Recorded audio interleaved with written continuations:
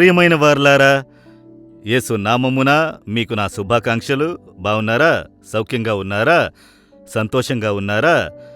ఎల్లప్పుడూ ప్రభువునందు సంతోషంగా ఉండాలి. ఈ దుఃఖము, భయము, కలవరము ఉండరాదు. యేసు ఉన్నారు కదా, ఆయన చూసుకుంటారు. అయితే మీరొక కార్యము చెయ్యాలి. దేవుని ఎదుట ఒక కార్యము అడగాలి. దాన్ని పొందుకునేంత వరకు ఓపికతో కనిపెట్టుకుని ఉండాలి.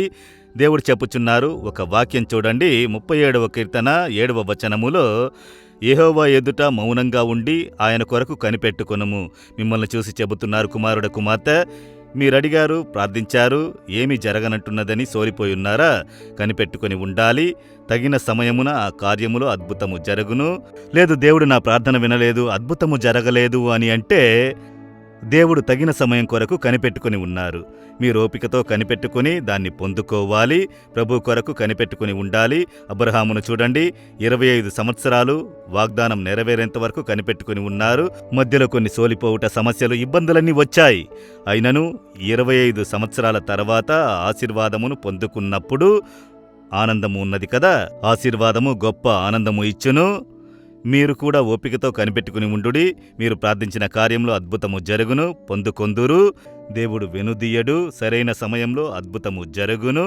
మీరు భయపడిన కార్యము కొరకు కలత చెందక, దేవా, నేను ఓపికతో కనిపెట్టుకుని ఉన్నాను, నాకు చేయుదురని విశ్వసించుచున్నాను అని మాత్రం చెప్పండి. శీఘ్రముగా అద్భుతము జరుగును.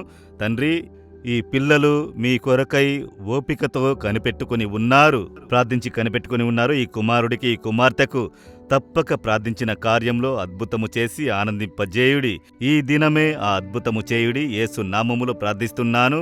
Amen, amen. Jesus redeems Telugu YouTube ఛానల్ను సబ్స్క్రైబ్ చేయండి.